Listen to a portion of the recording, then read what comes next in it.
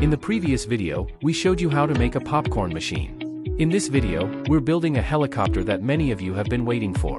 With a remote control, you can make it fly wherever you want. Once you learn it, you'll definitely stand out.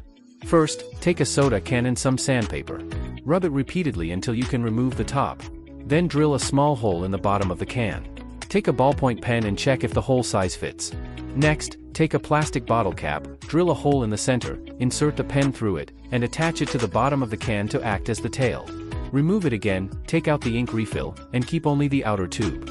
Cut a small notch at the end, then use a popsicle stick to create the tail wing. Pay attention to the details. Take a small DC motor, drill a hole on the side of the tail, install the motor, connect the wires, and pass them through the pen tube to secure it.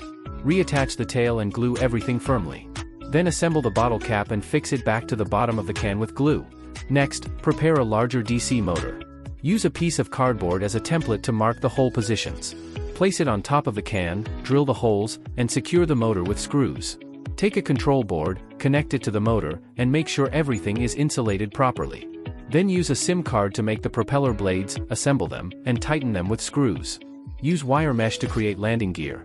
Position it at the bottom of the can, mark the spots, drill holes, and attach it securely with glue. Connect a powerful battery, wrap it carefully, and fix it inside the can. Finally, assemble all the parts, install a receiver antenna on the control board, and glue it in place.